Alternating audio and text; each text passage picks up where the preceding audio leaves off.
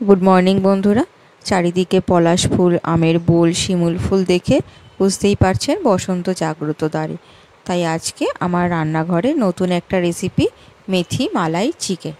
তাহলে চলুন বন্ধুরা রেসিপিটা শুরু করা যাক। এটা আমি পার্ট বাই পার্টভাবে রান্নাটা করব।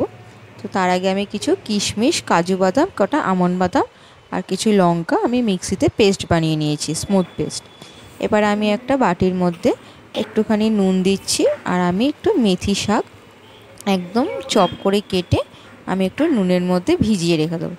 নুনের মধ্যে ভিজিয়ে রাখলে কী হবে জানেন তো, এই যে মেথি শাকের তিতকুটে ভাবটা কেটে যাবে। আর এদিকে আমি নিয়েছি দুধ। এই দুধটা দিয়ে আমি মালাই তৈরি করব। তার জন্য একটু দুধটা হালকা ফুটিয়ে নিয়ে আমি ওর মধ্যে একটুখানি ময়দা দিচ্ছি, দিয়ে এটাকে ভালো করে ফেটিয়ে নেব, যাতে কোনো এর মধ্যে বাবলস বা কোনো দলা পেকে না থাকে। দেখতেই পাচ্ছেন একদম ভালো মতো দুধটার মধ্যে ময়দাটা গুলে গেছে। এবারে আমি ওইটা ময়দা মেশানো দুধটা পুরো আগের দুধের মধ্যে দিয়ে ভালো করে নাড়তে থাকবো। এখানে একটু বেশ নাড়তে হবে, নাহলে কিন্তু লেগে যাবে। দেখুন কি সুন্দর মালাই তৈরি হয়ে গেছে। এইবারে আমি মেন রান্নায় চলে আসলাম। আমি কড়াইতে দিয়ে দিচ্ছি তেল আর একটু ঘি। এবারে আমি তেজপাতা ফোড়ন দিচ্ছি আর দিচ্ছি কিছু গোটা গরম মশলা। আমি কটা এলাচ নিয়েছি, দারচিনি নিয়েছি, একটুখানি লবঙ্গ, গোলমরিচ। আমি এলাচ দুটো একটু ফেটিয়ে নিয়েছি। এবারে আমি কুচিয়ে রাখা পেঁয়াজ আমি এর মধ্যে দিয়ে দিচ্ছি, আর দিচ্ছি দুটো বড় সাইজের টমেটো কুচিয়ে দিয়ে আমি এবার এটাকে ভালো করে নাড়তে থাকবো। যতক্ষণ নাড়বো ততক্ষণ এই পেঁয়াজগুলো যাতে একটু ট্রান্সপারেন্ট না হয়ে যায়। আর দিচ্ছি সামান্য একটু নুন। নুনটা দিলে পেঁয়াজটা তাড়াতাড়ি ভাজা হয়ে যাবে। পেঁয়াজটা ভাজা হতে হতে আমি ততক্ষণে মাংসগুলো ধুয়ে নিয়েছি। দেখতেই পাচ্ছেন পেঁয়াজগুলো কি সুন্দর ট্রান্সপারেন্ট হয়ে গেছে। এবারে আমি এর মধ্যে মাংসগুলো দিয়ে দিচ্ছি। আমি এখানে কোনো জল ব্যবহার কিন্তু করব না, সম্পূর্ণটাই এই মশলাতেই রান্নাটা হবে। এবারে এই মাংসগুলো দিয়ে আমি এবার ভালো করে কষাতে থাকবো, যতক্ষণ না এই মাংস থেকে জল বের হচ্ছে। এই জলেই পুরো রান্নাটা কিন্তু হবে। আর এটা কিন্তু নান, পরোটা, লাচ্ছা পরোটা যে কোনো কিছুর সাথে খুব ভালো লাগে।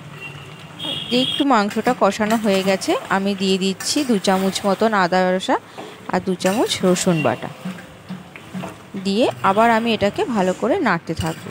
দেখতেই পাচ্ছেন বন্ধুরা কতটা জল বেরিয়েছে। আমি কিন্তু কোনো জল এখনও ইউজ করিনি। আর এদিকে আমি দিয়ে দিচ্ছি 2 চামচ আমি ধনে গুঁড়ো আর জিরে গুঁড়ো। এদিকে আমি টক দই নিয়ে নিচ্ছি হাফ কাপ মতন। এর মধ্যে আমি দিয়ে দিচ্ছি একটু গোলমরিচের গুঁড়ো দিয়ে এটাকে ভালো করে ফেটিয়ে নিচ্ছি। ফেটিয়ে আমি এবার এটাকে মাংসের মধ্যে দিয়ে দেবো।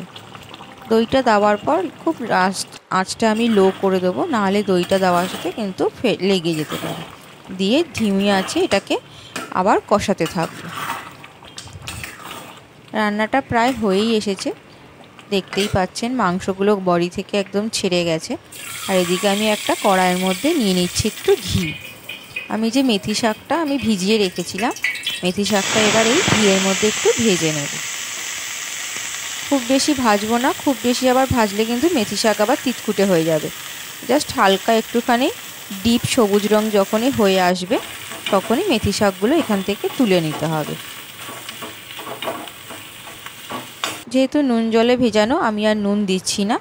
আমি এবার এই মেথি শাকটা এর মধ্যে দিয়ে দিচ্ছি।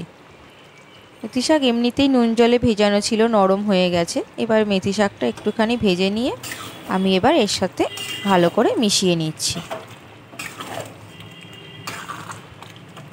অনেকে এই মেথি মালাই চিকেনটা কস্তুরি মেথি দিয়ে করে অফ সিজনে, তবে এখন যেহেতু মেথি শাকটা পাওয়া যাচ্ছে আমি সেই জন্য মেথি শাক দিয়েই তৈরি করেছি। রান্না প্রায় কমপ্লিট। এবারে আমি যে মালাইটা তৈরি করেছিলাম সেই মালাইটা দেখুন আমি এবার ওপর দিয়ে দেবো, দিয়ে একটুখানি ঢাকা দিয়ে রেখে দেবো। তারপরে আমি এটা সার্ভ করব। তৈরি হয়ে গেল আমাদের মেথি মালাই চিকেন, খুবই সহজ আর খুবই ইজি পদ্ধতিতে। তাহলে বন্ধুরা আজকের মতন রান্নাটা এখানেই শেষ করছি। আবার একটা রান্না নিয়ে আপনাদের সামনে হাজির হব আমার এই রান্নাঘরে। টাটা বন্ধুরা।